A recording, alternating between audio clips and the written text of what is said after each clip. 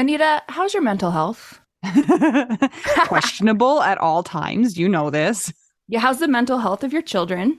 Also a little bit tricky. Can I tell you my experience in trying to find therapists for myself and my kids, Mel? Yes, please. Okay, this is how it goes. You ask around your friends and your family for a referral for somebody who's nearby. You finally find somebody who sounds like they might work for your family. You give them a call and you find out that A, they're not accepting new patients, or B, they have a huge wait list. So you start over again and you ask people if they know anybody who would be a good therapist and a good fit. Finally, you find one, you go and you meet with them and you figure out that you don't actually like them that much. But it's been so much work to find somebody who you can go to in your area that you're kind of stuck with them. Well, do you have any ideas for how to get around this? I do, because guess what? I've actually had some therapists that I have found on my own, which involves what you're saying. Sometimes I remember one time I was like 3 hours in the bathtub on my phone looking Yeah. through websites. I was such a prune at the end. But I have also had the experience with working with BetterHelp. And it was like, I don't want to say too good to be true, but because it is true, but it's like amazing because I was matched with my therapist within 24 hours. And you didn't have to go through all of that other ridiculous process of trying to find somebody. And here's the cool thing too, is if that person didn't work out for you, you can just switch and say, and it's not like you're committing to another years long search for somebody who you're going to jive with. It's true. And I lucked out, or maybe just BetterHelp is really good at matching people together because I never had to change my therapist. I loved her. Perfect fit for me. And I know that some of our friends have used BetterHelp and they've had to change therapists, and boom, same day, you can change. Easy peasy. You can ghost your therapist. Get a new one. I love this idea. BetterHelp is one of our sponsors. If you use our promo code trybetterhelp.com/WWDN, you get 10% off your first month. And we totally recommend it. Yes, get some therapy. That's trybetterhelp.com/WWDN.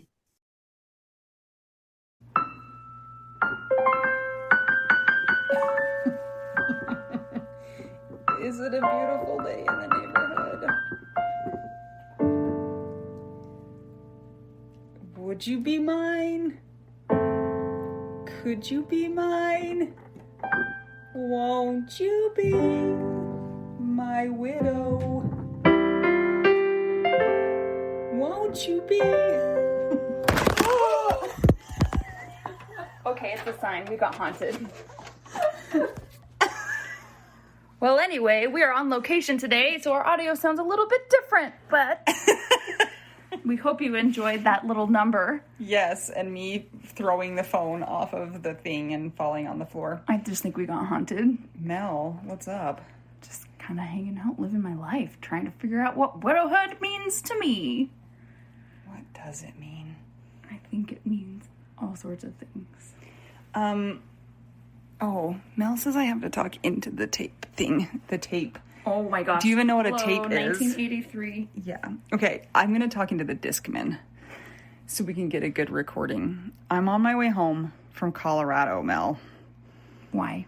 I went there and I did a race, and it was really hard, and I feel sad in my body today. I'm really sorry, and I'm glad that you showed up today. Yeah. You were not going to do the race originally, right? I was going to do a different race, but then it fell through, and so at the last minute, I went to Colorado to do this race. How did it go? Poorly. What does that mean? It means it was really hard, and I didn't feel good about my performance. Okay, but if I had run it and gotten the same results as you, that would have been good, right? Yeah, but that's because you're a terrible triathlete. I am. I talked to my sister, who's a life coach, and I was like, make me feel better. I did really bad. And she's like, yeah, sometimes you just do bad. And I was like, that wasn't very helpful. Yes, life coaching does not provide validation. I know, but I was telling her that I was having thoughts about my worth because of it. And she was like, instead of being like, no, your worth is the same, she was like, yeah, you did bad. Oh my gosh.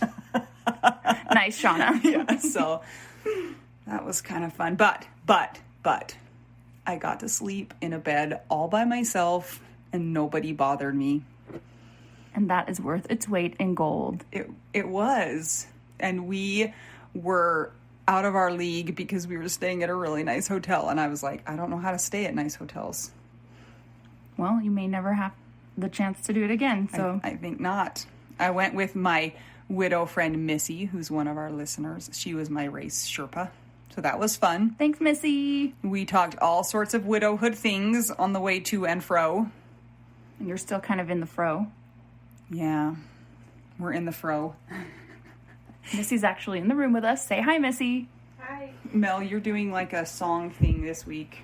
Yeah, this week I music direct for the Great American Songbook Academy. Probably nobody knows what that means. It's like the oldie-timey George Gershwin tunes. And it's like kids who are learning to be like singing performers. Yes. So Michael Feinstein, he's a singer guy that wins Grammys and things, I think. I'm pretty sure he's won a bunch of them. But yeah, he also grew up in the home of Ira Gershwin. Oh. So he was like this kid that worked with them, and he is kind of the preservationist of all these things. So he actually has the archives for original George Gershwin and Ira Gershwin material and all sorts of other things. And so this camp is pretty cool because the kids get to work with him, and he's like, you cannot change that lyric. And do you want to know why? Because I know Oscar Hammerstein, and he did not approve, so you cannot change the word. And the kids are like, mind blown. Well, I know Oscar Hammerstein too. He's a personal friend. Well, the thing that's so funny about the Great American Songbook is that jazzers love taking those songs and making them jazzified. But you can't. You can, but the original composers usually hated it because they were like, you're changing all of our things. I'm saying you can't do it in the songbook setting. Like, yeah, it's a little bit different. Yeah, okay. Yeah, there are parameters. So anyway, blah, blah, blah. That's what I'm doing this week. It's all virtual right now. Usually you would go somewhere, right? Yeah. You used to be in like Indiana. Tennessee, which is close to Same. Indiana. Yeah, it's just outside of Indianapolis. So yeah, the archives are there, and these people came to Michael Feinstein and they're like, we want to support you. We have lots of money. We'll build you a palladium and a mansion, and you can house your archives here. And behold, they did it. The world is so weird. Yeah, they have all these cool artifacts, like original music. It's nuts. So I'm doing that this week. I'm recovering this week. I don't know what's going to happen this week, but I'm sure it will all be fine. Will it? Is it ever fine? No. Is it ever not fine? Actually, we were talking about this on the way home. I was like, actually, I enjoy my life. Like, it's not so bad. There's some bad parts about it, but really, I mostly just like it. So Good. I know. That's like a good thing. That's way good. I'm so proud of you. No. Hey. If you want to be able to have conversations with fellow widows, make sure you check out the Widow Wives Club. It's on Facebook. You can find links to it on all of our social media and website. Just make sure you fill out all of the questions and answer the question at the end that is agreeing to the group rules. We really aren't going to let you in if you don't answer all the questions, and we hate turning people away, but we're very protective of our group. Yes. And it's not a substitute for therapy, but it is a really great place where you can find community and find common ground and talk to others who get what you are going through. Also, if you do need therapy, we have a unique link with BetterHelp so that you can get a discount off of your first month. It's online therapy. I personally use it myself. I think it's great. So does Missy, I found out. Missy gave us permission to tell you all that she does it too. How are you liking it? I love it. She loves it. Okay. So if you're in need of therapy and you would like to check it out for 10% off your first month, type in trybetterhelp.com/WWDN. And we always link to the show notes with that. And also we have it in all of our social media accounts and our website. So if you cannot find it, look there or email us. We all need therapy. Anita's making noise. You can't make noise while I'm talking. Okay. I'm a disaster. Guys, oh my gosh. Okay. My brain isn't working and my body isn't working. Mel, can we do the patron shout out? Yeah, but should you tell everyone what Patreon is first? Yeah, Patreon is a system that allows people... You shouldn't ask me to say any words today. Patreon is a website that allows people to support their favorite content creators, such as podcasts. So it's a monthly donation that you make to the podcast that you love. And we're on there. It's patreon.com/WWDN. Just helps us keep the podcast going. The tiers start as low as $5 a month, which is the price of 1 or 2 tacos. Depending on the quality of said tacos. Or like a half of a Starbucks drink. They're so expensive. I know, I was thinking like, what's a half of a venti? What's half of a venti? Like $29. Actually, it's cheaper to support us on Patreon than it is to go to Starbucks, if that's helpful for you. That's helpful for me. One of the perks that you get if you decide to join our Patreon is you get a shout out, which we are going to do right now. But first, if you do not want to support us on Patreon, but want to help us a little bit, you can buy us tacos at buymeacoffee.com/widowwedonoww. And if you don't even want to do that, it will help us so much if you just share our account and tell people about us. That's free. We're trying to help all the widows, so please consider doing that. Thank you. We're going to start our patron shout out with our secret patron. And to her we say, over the river and through the woods to our secret widow's house we go.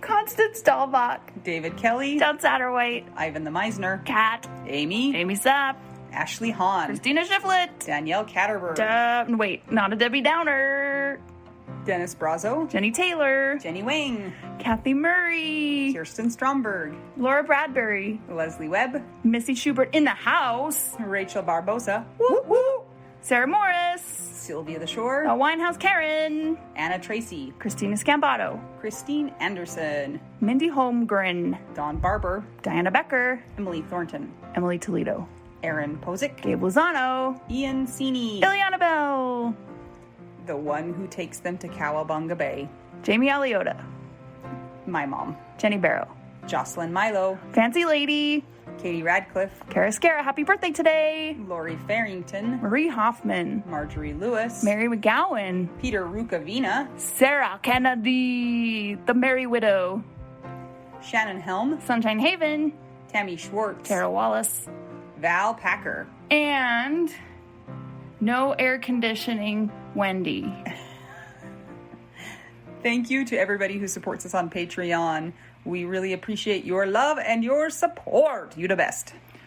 Before we get into our next episode, remember that we usually record these a few weeks in advance of actually putting them out. And we mentioned possibly attending Camp Widow in San Diego at the time of this recording. And since then, as you all may know, we are actually attending and presenting. So if you're confused by us talking about us maybe going, we are going.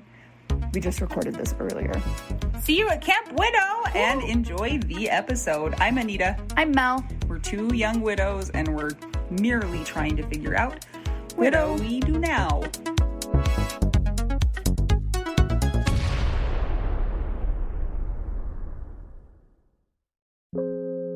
This episode is sponsored by the Misner Family Foundation in honor of Elisabeth Misner.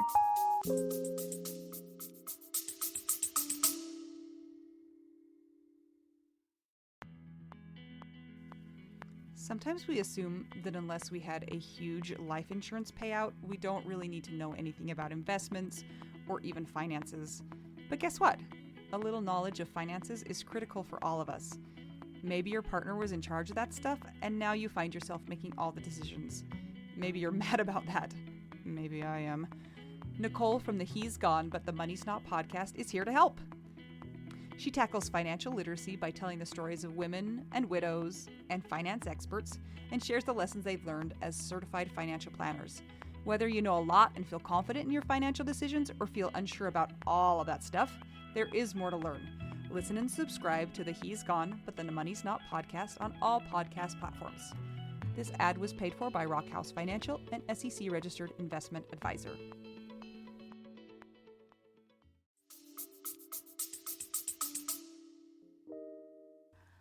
Mel, Anita? we have a guest today. Did you know that? What? I know. Do tell. We have just gone away from our usual format of guests to have a guest. That was very confusing. Okay. Who is this guest? Our guest today is Autumn Toelle Jackson. Hi, Autumn. Hi, how are you guys? I'm great. I'm a little scrambled in the head, but that's great for me. So That's nice to meet perfectly you, normal. Autumn. It's nice to meet you guys. Where are you recording from? I am recording from my bedroom in Eastern Oregon. Eastern Oh, Oregon. I am. Okay. So kind of your guys' part of the world. yes. Wow. So I feel like Eastern Oregon is like a different world than Western Oregon. True or false? True. It's Yeah. brown with sagebrush and not green and rainy. So that's like where we are too. Yeah. Yep. It's like muted greens and like dead colors of greens Yeah. and yellows. And sometimes Yeah. it's a little extra green, like for a week or two in the spring. Autumn, tell us a little bit about yourself. Well, I am, as you know, a widow. What? I know, it's crazy. I work full time. I have 2 living children that are 9. Here we go. No. I know. That's bad when you say it that way. I know, but I do have 3 children and I want to counter. So that's how I say it. That's totally valid. But then we're gonna have to hear more about that in a little bit. I But know. keep going. But I have a 9-year-old and a 6-year-old that are crazy and ridiculous and awesome and keep me on my toes. So I am with you, sister. What do you do for a job? I work in land management. So I work with ranchers Okay. On the sagebrush. on the sagebrush. Yes. There's grass in there too, a little bit. That's what the cows. Yeah. Is that what Yeah, cows. ranchers? Okay. Yep, they raise cows for beef. Can you ranch like other things? You can. There's Pigs. like sheep ranchers. I don't know. Pigs might be called farmers. Oh, yeah. Pig farmers. What about Um, alpacas? I don't. I don't think the cattle ranchers want to consider alpaca ranchers to be ranchers. I'm not sure what they would call themselves. What about if you make dressing? What? Ranch dressing? Oh, Technically, it seems like that would be a rancher. I think so. I think it would Okay. fit. so how did you become a widow? Like, what the heck? Go. I know. So, in 2015, my husband went for a jog and he was 30 and he literally dropped dead. No. Yeah. So, that's the really short version of it. But we had our oldest son was just about 3 and our youngest son was 2 weeks old. And No. I know. I don't like your story. Anita's I just refuse- gonna keep telling you I no. refuse to hear it anymore. Okay, I'm prepared. Go ahead. I wish saying no made it not happen. Yeah. Um, Seriously. But yeah, so our youngest son was 2 weeks old, and my husband's a wildland firefighter. He's big into hunting. He was trying to get in shape, so he went and played basketball through our men's league thing, and then he came home and went for a jog because even though it was February, it was like 50 degrees out, which is super warm for where we live. And I put the baby down, and he didn't come back, and so I went and looked for him, and I found him on the side of the road. No. So you. I did it Oh again. my gosh. So, when you found him, did you know that he had died? Or had he not died yet? I didn't at the time. Looking back on it, I think I could have recognized that he wasn't there anymore because I didn't feel him, which is really like abstract.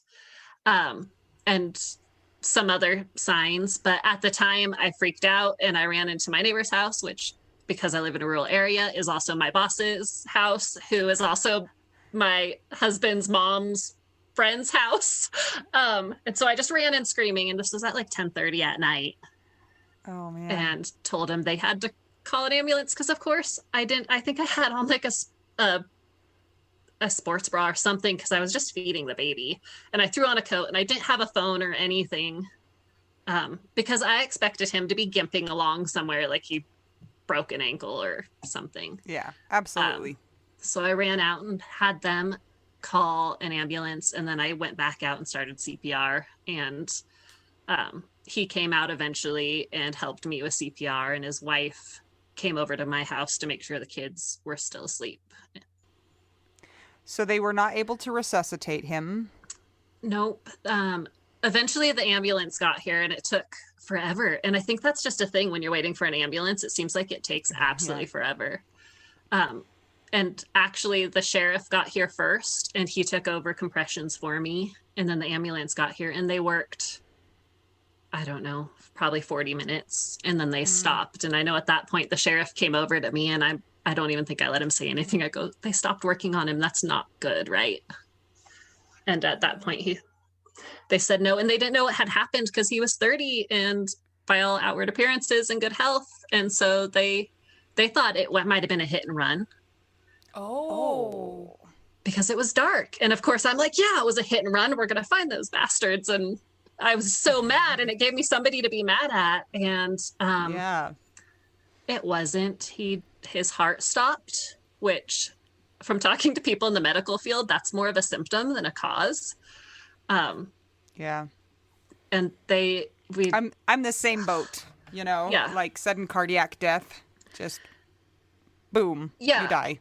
Yeah. And we did a full autopsy and everything, and they never found an actual cause. It wasn't a heart attack. It wasn't all those other things. So.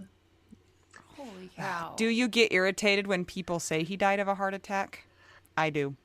Yeah. Or they try to come up with a reason for why he died, because I'm like, I don't know why he died. He literally just dropped dead. Yeah. Do they tell you it's because he was needed on the other side as you're there with your 2-week-old baby? I did hear a few of those. Yeah. Which really just kind of pisses you off because I needed him. Yeah. It's like this whole childbirth thing and recovering from that and having a toddler and a baby. It's like, I'm pretty sure I needed him quite a bit. How long had you guys been married or together? We had been, let's see, that was 2015. So we'd been together for about 9 years. Holy cow. Autumn, what was that like for you, having a newborn and no husband? Exhausting. And I'm really blessed to have a really good family because I couldn't have done it without them. And I know a lot of women get thrust into this widowed role without having that support. But by 6:00 the next morning, my parents were here and my sister was here and Joe's mom and her husband were on the way over and my brother-in-law was here and my father-in-law was here. And I think within a few days I had friends here and an aunt and uncle here and just a ton of support. And so that really helped with that first week. And then my mom actually stayed with me for almost 3 months because I could like hold the baby. And if I was told it was hungry, I'd be like, oh yeah, I need to take care of this thing. And I'd feed it. But I was catatonic's not the right word, but I basically sat and stared and didn't do anything unless I was told I needed to. Yeah.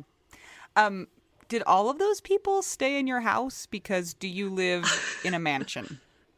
I don't live in a mansion. And so a bunch of them brought campers. They stayed in their campers in our yard.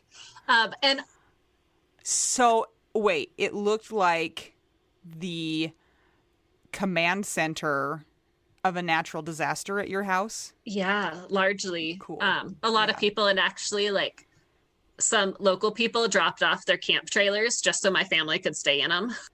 Wow. That's kind of cool. It actually, the benefits of living in a rural area, it's the furniture store dropped off an extra fridge like within a day. The garbage company dropped off an extra garbage can without, I didn't even have. I love this. Yeah, I didn't even have to talk to them. And then a few people that had trailers are like, hey, want us to come drop our camp trailers off at your house so people have places to stay. And you were like, uh-huh. Yeah, I'm like, sure. That is amazing. So, do you feel like you remember any of that first period of time, or is it just kind of like, I don't even know what happened? I don't remember a lot. I have bits and pieces, but literally so much of that first week, so much of that probably 6 months afterwards are just like complete blanks. Yeah. No idea. Oh my goodness. I have people in my family that are really organized and were happy to take care of the details, and they'd come to me and they'd ask questions. And I remember at one point they're like, okay, so do we need to call the cemetery? Is that where he wanted to be buried? And we had wills, which actually said he wanted to be buried in the cemetery. But I answered that and I go, no, he actually wanted to be buried out at the ranch. It's too bad you can't do that anymore. Turns out somebody in my family is like, no, you can totally do that. You just have to go register this plot of land as a cemetery. And so she took care of all of that and had this cemetery designated at his grandparents' ranch. Whoa. So he has a cemetery of one? Yep. Yep. And they talked about moving his grandma over there. And I wish they had thought about it when she passed away. But yeah, a cemetery for one. And my dad owns a welding shop. And so he went back, he's from Bend, and went back 2 hours away and built the cemetery fence. An iron cemetery fence. So we had a fence. Okay, Anita. Cool. Okay, we need to move there. People have trailers. You know how I feel about trailers. I know. You know how I feel about them. I'm scared of them. Well, there will be more people there to help you with the trailer phobia. Cows, ranches, alpacas. If we bring them, drop off fridges. You can have your own cemetery. I know. Holy sounds smoke. rad. So, what has your healing journey looked like? Give us a little bit of insight into that. So at the very beginning, it wasn't much of a journey. Some part of me knew I needed to find something to help with it. And that's probably the downside of living in a really rural areas. Sometimes in our area, there were hospice grief groups on occasion. They weren't like a regular thing and not in my age category for the most part. And I didn't know what to do. And like my mom and my grandparents, they were all still alive. And so I didn't have anybody to talk to. And I would go on like the internet and search. And I don't know if I just really sucked at putting in keywords because it took me forever to find support. And now I know there's so much out there on the internet, but it was so hard to find anything. And I'd find Facebook groups, but sometimes they were so depressing. Sometimes they were helpful. Now, this is 2015, right? Yeah. So when my husband died, it was 2017. And I remember feeling like the same thing, and that was 2 years later. So there wasn't a lot out there. Now there's a ton. Maybe it's just gotten so much bigger in the last 6 years. We're like a snowball effect. Yeah. Eventually I actually found Soaring Spirits, and they were doing one of their Camp Widows. Yes, that's a hot topic right now because there's an upcoming one, and Mel and I have been discussing whether or not we're going to attend. You should. So have you been to one? I did. So I am a complete introvert. I hate talking to people in general. I really hate sharing my feelings, but something about it was just like, I need to go where people understand what kind of nightmare I'm living in. And so I packed my bags up and I went, and I was like 6 months out at that point. And it was amazing. I never knew like some sort of retreat could be so helpful. And so I went that year, and then I went the next year, and then I might have skipped a year and I went again. And this year I'm going to San Diego. And I hope at sometime we might see you. It'd be great. I'd like to actually lead a workshop at some point. Ooh, cool. That'd be cool. Yeah. Okay, so it's been 5 or 6 years. 6 years. No, 6 years. Yep. Yeah. I was going to say, depending on what time of the year, but no, 6 years. When did you start to feel like you were living again? I started to have a little bit of that with very like, I'm living and then like crashes and then come up a little bit and I'm living. Probably about 4 months afterwards. And then through the rest of that first year, I felt like I was able to get better with it. A lot of it had to do with, I found a person who was a coworker. My husband and I both worked at the same place, and this guy had worked with us, and he had lost his dad a number of years before. And it was the closest thing I could find to somebody who understood. And he reached out to me, and while I don't normally take people up on that, I needed somebody to talk to. And he was like, I don't live with anybody. I'm not married. I'm up at all hours of the night. So if you need somebody to talk to in the 2 o'clock in the mornings, I'm probably up, and send me a message. So I started to do that. And later I realized that he was just lying about that and usually had his phone muted at night, but stopped. Um, but he became this person where I could tell my dark jokes to. And like people would, if I said my husband dropped dead, he'd be like, he'd make a joke out of it too. But if I told almost anybody else that, they're like, oh my God. It's like, no, he just dropped dead. Um, Isn't the dark humor portion so fascinating because it's factual, but it also, some people can be offended by it and others find healing with it. And obviously you're our people because we all kind of speak the same way, but yeah. Yeah. So his name was Kyle, and eventually we ended up dating. And to go to that dark humor, at one point in time, his mom, who is also, of course, widowed, we were around her, and I said something that was obviously hilarious. And he looked at me. Obviously. And he just shook his head, and he looks at me and he goes, I think your husband's heart stopped because you're so frustrating. And I go, no, it exploded because it was so full of love. Aww. Because I was too much to handle. Yeah. He couldn't contain his love for me. Exactly. And so we both started laughing, and his mom was over there just looking at us like we were completely crazy. But it was that sort of thing that really helped. And eventually we got married. He became my new person. Spoiler alert. So we just jumped to chapter 2. I know, which was crazy. Okay. Anita and I have not dated since our husbands have died. What was that like? Except each other. Except each other and our fake widow wives. Fake dating. Whatever that is. Yeah. Did you have conflicting feelings? Tell us about that. Oh, all kinds of conflicting feelings, because we started, like I said, we started talking probably 4 or 5 months. And about 7 months after Joe had passed away, we actually started talking about dating. And he was really against it at first because he didn't want to feel like he was taking advantage of me.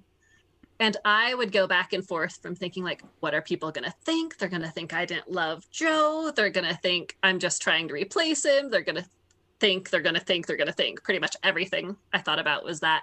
And then part of me is like, yeah, but it was really amazing to have somebody that was my best friend that I could talk to about anything that I really loved. And I'm starting to get some of that same comfort level with Kyle. And so is it worth risking it and just being like, no, we're not going to do this. We need to not date. Or is it worth it to say, hey, let's try this? I think it helped because he was my grieving person.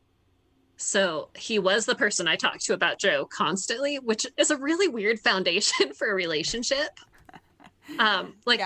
One of the first times we went out of town with each other was for Joe and my anniversary. And so Kyle and I went out of town, and then on the anniversary date, we went to dinner, and he got me this anniversary card written for mine and Joe's anniversary. Aww. It was really sweet, and it was exactly what I needed, but it was so weird. And we both, I think, went back and forth, and finally we agreed that we would try dating. And even after we agreed to it, there were a few times where it's like, maybe we shouldn't be doing this, maybe we should. And we ended up sticking it out. But I don't know, like, even now, if I actually had to try dating and like figure out how to meet people, I don't know that I'd want to. It's so hard and scary. Yeah. It's kind of nice that he just fell into your life, or was kind of there before almost because he was a coworker, right? So you knew him before? I knew him before, but I didn't hardly talk to him. We kind of worked in different areas. Joe. Okay. He worked in llamas. You worked in cattle. Yeah. Joe and him actually talked more often because they like to talk about hunting. And Kyle had come from Hanksville, Utah. And that is a big hunting area with the mountain there. Yep. And there is the Hole in the Mountain gas station down there. I've been in that. It's very interesting. It is. On the way to Lake Powell. Yep. All of it, yeah. And Escalante. Yeah. But so they had way more to talk about than Kyle and I ever did. Well, the good news is that you were never tricking him. You know, no. He knew exactly what he was getting into because he was supporting you through the grief process. Yeah. Not the dating process. It was the grief process that turned into the dating process. Yeah. So that does sound rather unusual. But it's cool that it worked out and that he was open to supporting you and then marrying you. Yeah. And taking on two little boys, and it's just all been, I tell people, like, oh, in my dining room, I have a picture of me with two different men for wedding pictures. So it's And then do you record their reaction so you can laugh at it later? I haven't yet. What I really like to do is people who don't know my story watch them as they're looking at these two different pictures and trying to figure out if they're the same people or not. And they're not. And you're like, did you wear the same dress? Yeah, I didn't. That would have been. They look a little that would bit have been similar. like a mind. I thought about wearing my same dress because I hate shopping and I really liked my dress to start with. And I eventually decided to get a new one. It's like that might be a little too far. But on the memorial table at our wedding, I had a picture of Joe. I think that's cool. What a gift to be able to be open like that about that person with your new person and in public, because I know that that's a source of stress and trepidation for people. People thinking about the what ifs, and then people experiencing actual pushback from real life scenarios, so that's really beautiful. Yeah, and I was definitely really lucky to have him be so understanding, because how I look at it is Joe and losing Joe is all a part of my story now. And I can take down the pictures and I can take off the rings, but it's part of my story. So why not embrace it as much as I want to embrace it? And he's been really supportive of that. And I still wear my wedding band from Joe. And now I have a widow's ring and a wedding band from Kyle, because it tells my story. Can I ask you about your kids? You can. So obviously the baby has no memories of his dad. Was the other one 3? Is that what you said? Yep, he was just about 3. Does he have any memories of his dad? He has a few, and they're really I think he has some, like, the fake memories just from hearing stories. Yeah. But every once in a while he's like, do you remember that one time when I was upstairs helping dad pull out carpet? And it's not a story anybody's talked about. And it's like, yeah, that happened. That was something that was happening right before he died. So it is interesting. And right away after he passed away, he'd do really interesting things like, hey, do you remember that store? That was my dad's store, but he's dead, so it's yours now. It's like, okay. Yep. Okay. Which catches you off guard at first. Do you ever find him having memories that are completely bizarre and made up? You're like, that never happened. I haven't yet. Okay. I wouldn't be surprised if at some point that happens. But I've heard it's really common, and my kids do it. They'll be like, remember that time we were doing this and that place? And I'm like, no. Well, that didn't happen, but okay.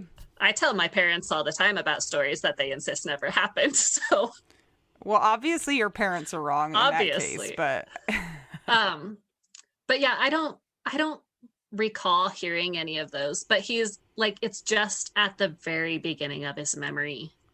Right. How have you tried to keep their dad in their lives? So like I said, we have the wedding picture of me and their dad is still up, and a bunch of pictures throughout the house are still up. One thing we did was we had bears and pillows and blankets, I guess, made out of some of his clothes. But I also made each kid like one of those photo books that had pictures of them. It was a lot harder for the 2-week-old because, we weren't expecting him to die. So we didn't have a whole lot of pictures. That's got to be heartbreaking. Yeah. So I think we have maybe 5 pictures of them together. Are they interested in those books? Are they interested in the bears? Is it just kind of like that was like not that big of a deal in their lives? Yeah. So the pillows they use, I think the bears at one point in time, they decided were creepy. And so they're now sitting in my bedroom. The blankets they use, but it's not really, I don't feel like they're really drawn to them. I feel like they could kind of go either way with them. Yeah.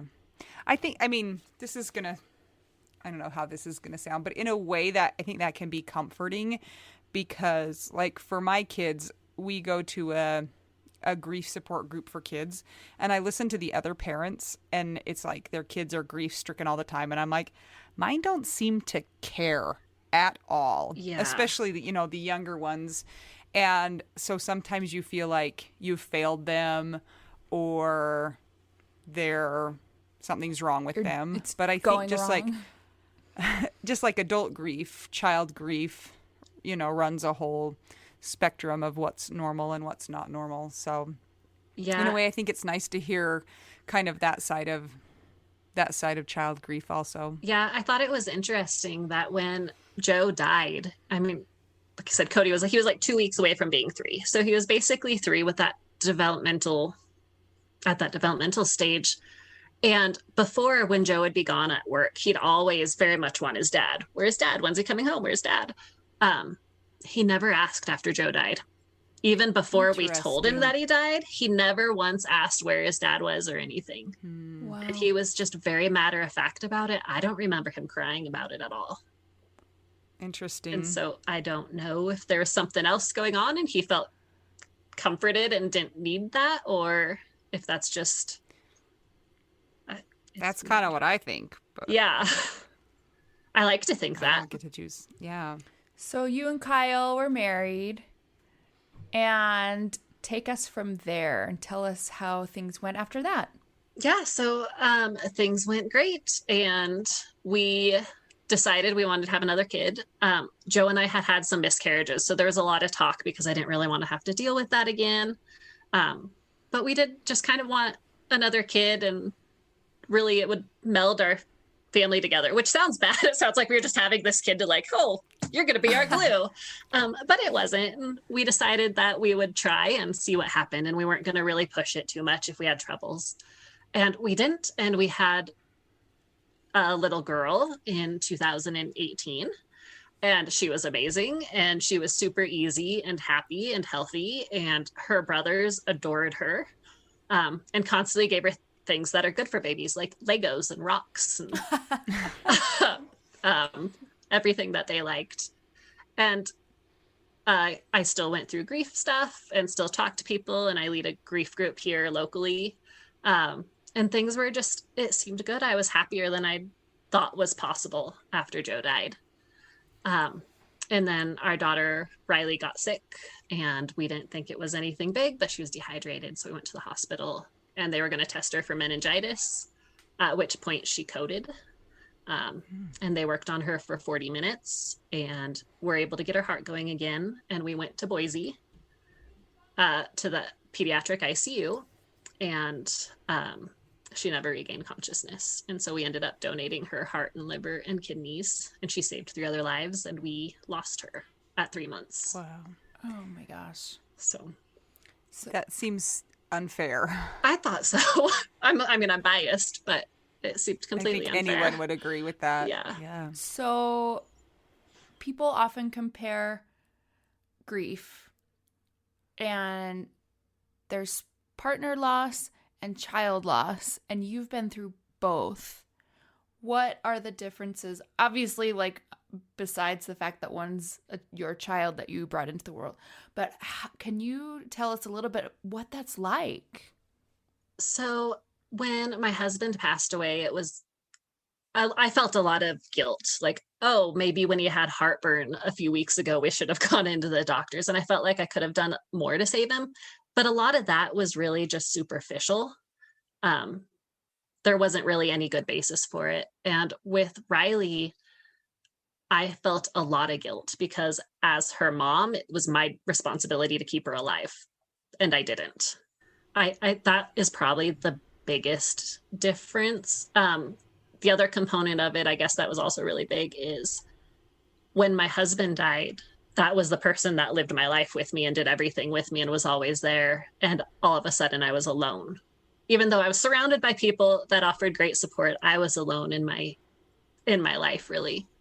And when Riley passed away, I had Kyle still. So I was able to grieve with somebody else, even though we grieved in very different ways. But there was somebody else who was going through a similar thing. And I think on some level that helped. And it didn't make it less crappy. um, but it made it a little bit easier because I automatically had somebody I could talk to. That is so heavy. I think that a lot of widows and widowers deal with guilt on all different levels of severity. How have you dealt with, how have you come to terms with those feelings of guilt and regret?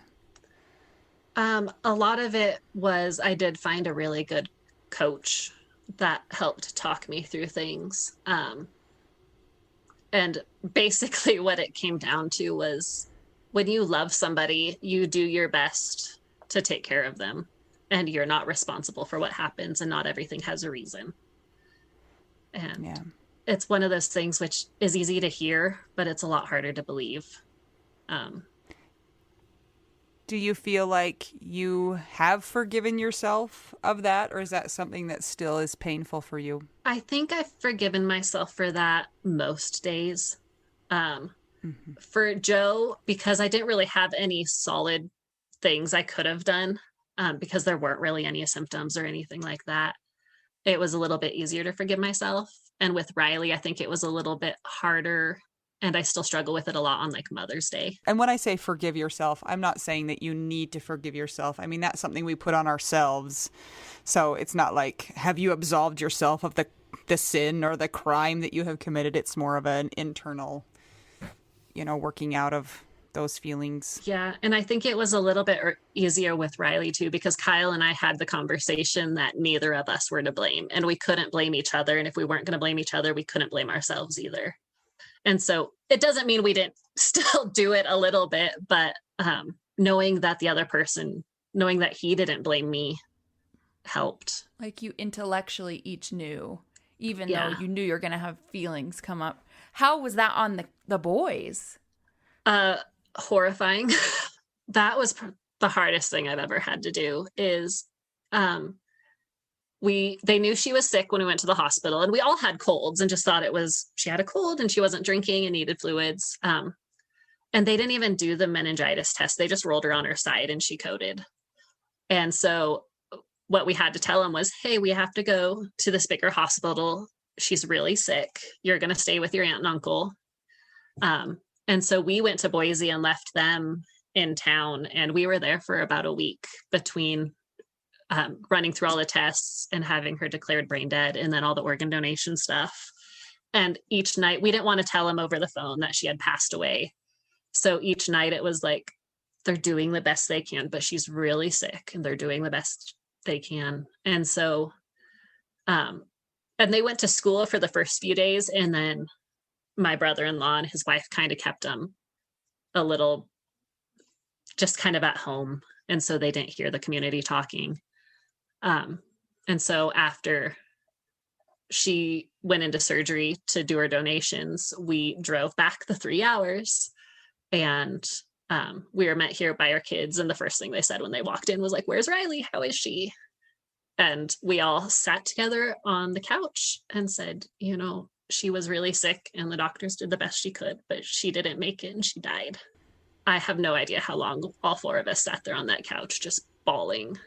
It seems like it's too much to deal with. Like, how do you come back from all of that? But we're seeing you and you're sitting there and you're upright and you seem to be functioning like a human person. And you make dark jokes.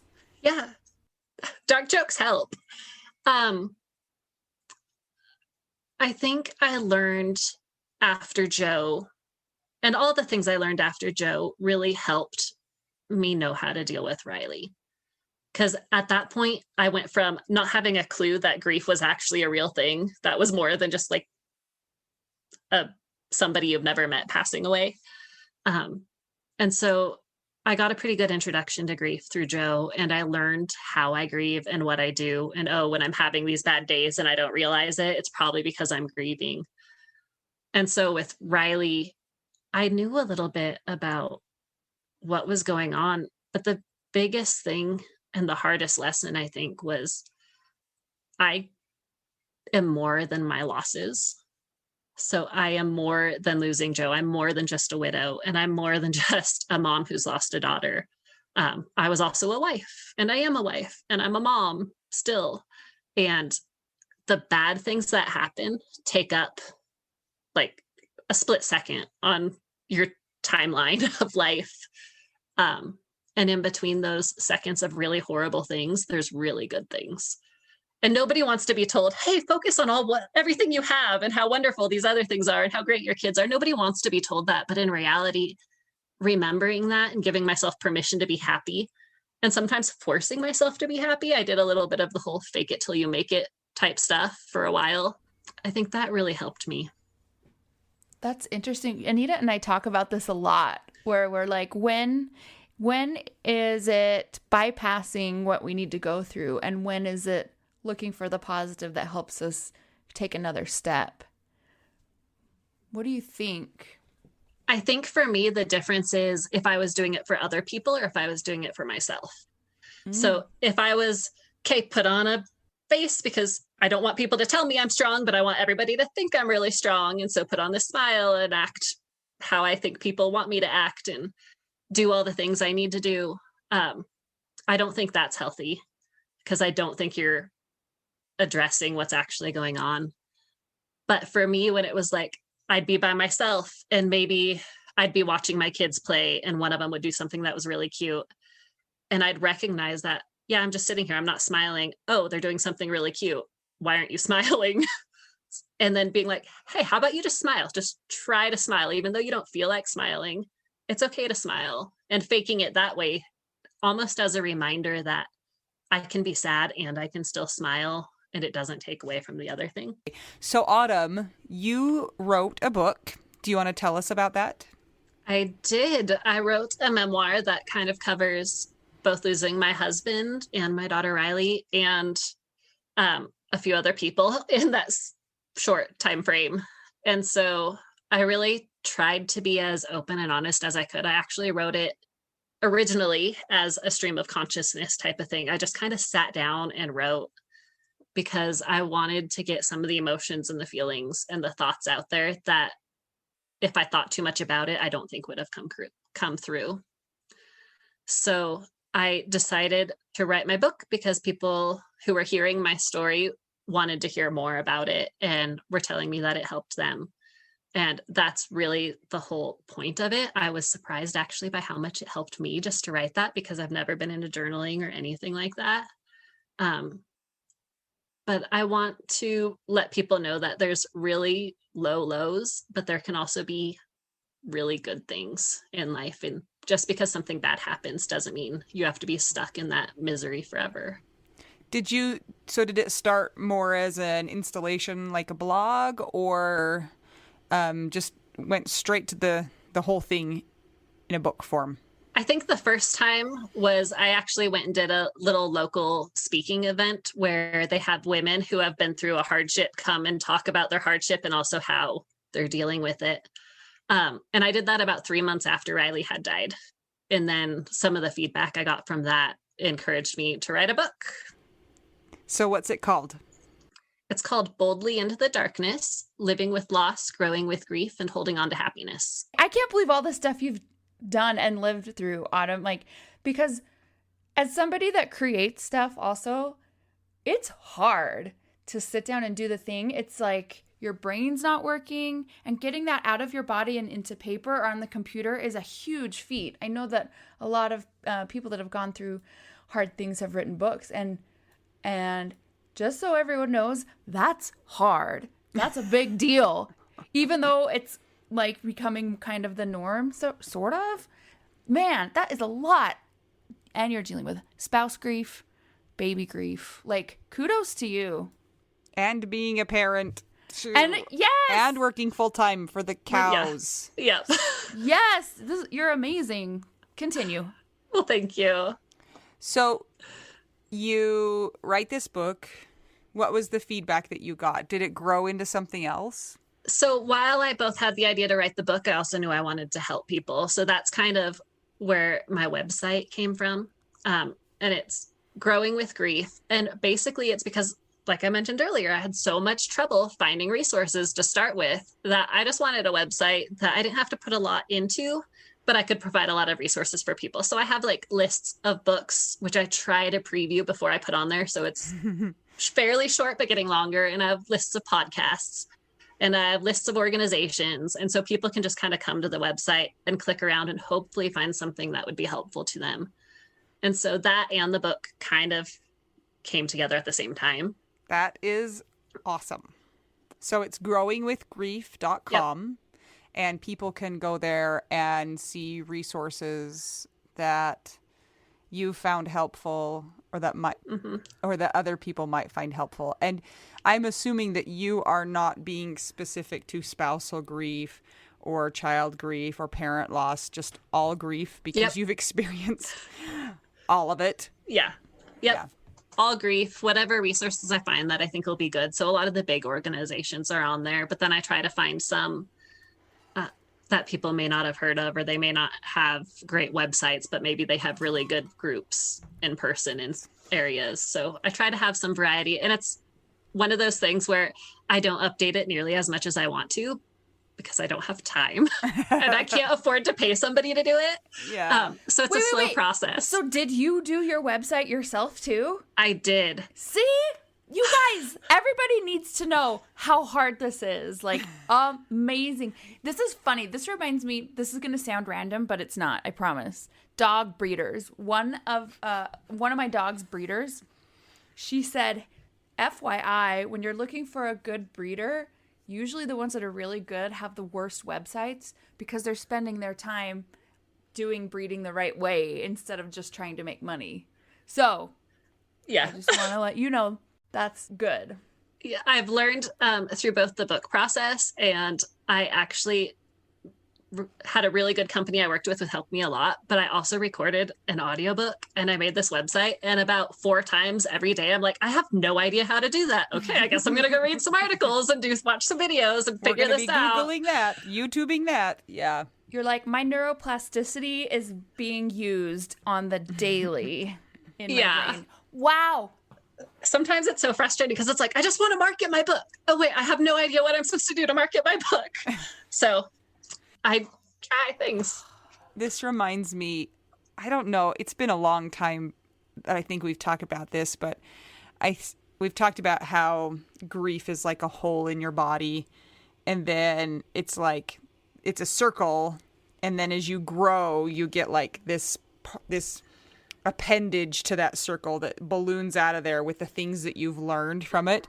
And I feel like you have taken that loss and you have learned so much, and not even like so much about yourself, but also like how to do things, you know, how to write a book, how to market a book, how to build a website, all of these things that have come directly because of this loss. And so you have grown both in your emotional toolkit and then also like your real life toolkit. So yeah, sometimes it's really annoying that we grow like that, but then if you stop and look at it, you're like, look at what this has forced me to do. And I'm pretty cool. Yeah. And that's a good way of putting it. It's like, oh yeah, it has totally forced me to do it because I wouldn't have done this otherwise. Yeah. And now you have 8 arms. 8 extra appendages. Yeah. And I can figure out how to do things. If nothing else, I've learned that I can figure out how to do things by myself. Exactly. Oh, I mean, the internet really helps. Tell us where we can find your resources. You can find everything at growingwithgrief.com. Also, if you want the book or the ebook or the audiobook, it's available wherever you get books from. So I highly recommend you support an independent bookstore because I think they're way cooler than Amazon, but it's also available on Amazon. We'll link to that in the show notes for those who would like to check that out as well. And Autumn has given us a copy that we're going to give away. So keep your eyes out for that. And you can win a copy so that you don't even have to pay for it. You don't have to have the moral argument within yourself on if you should use Amazon or not use Amazon. I know, because I use Amazon for everything because it's so much easier. I know. 2-day shipping, like, come on, man. Awesome. We hope that everybody will go check out Autumn's book because we want to help you. And so does Autumn. She's just like a really nice and good person. And we appreciate really nice and good persons. Yes. Well, thank you. You're welcome. We hope you've enjoyed this episode. If you would like to, we would love to have you rate and Review. thank you. The podcast. It helps it become more visible to others. Check out the Widow Wives Club on Facebook. It's also in a link in our Instagram profile if you're having trouble finding it. And if you want to check out our Patreon, it's patreon.com/WWDN to help support the podcast and keep it going. Buy us a taco at buymeacoffee.com/widow we do now. And until we get to talk to you next time, I'm Anita. I'm Mel. I'm Autumn. And we're two young widows and another widow who is going to start the llama ranching revolution. No, I'm just... No, I'm not going to do that. We're just trying to figure out widow we do now. I was like, no, thank you. This is my favorite thing to discuss with you. Tell me, what is it? One of my favorite things. I do enjoy tacos and cheese and dogs. This is about how you cannot pay hundreds and hundreds of dollars for a phone plan, especially when you're a widow, your person is dead, you might have kids, you might need another option, and you just want your phone to work, you want unlimited texting and service, and you want it to be like $25 a month. It blows my mind that they have plans that start at $15 a month. That is so cheap. And the cool thing is it uses other 5G networks, and so you don't have to pay extra for that, and you still get great service. Yep, Anita and I have traveled all over, and I have used my phone. So I highly recommend it. And my mom's even on it. When my dad died, we put his phone down to the cheapest plan, which is $15 a month. And I think my mom's on the $20 a month plan, and it's so worth it. It's so much cheaper than what we were all paying before. So I highly recommend it if you're on a budget or not. Who cares? Ryan Reynolds is in charge of the company, and they send you free stickers with Ryan Reynolds temporary tattoos. It's kind of the best. So if somebody wants to sign up, what can they do, Anita? Go to trymintmobile.com/WWDN. Seriously, you guys, such a great idea. Save yourself some money. And if you're worried about losing data or having any changes with your phone, not going to happen. They walk you through it. Everything's fine. It's the easiest process of all time. Again, that's trymintmobile.com/WWDN.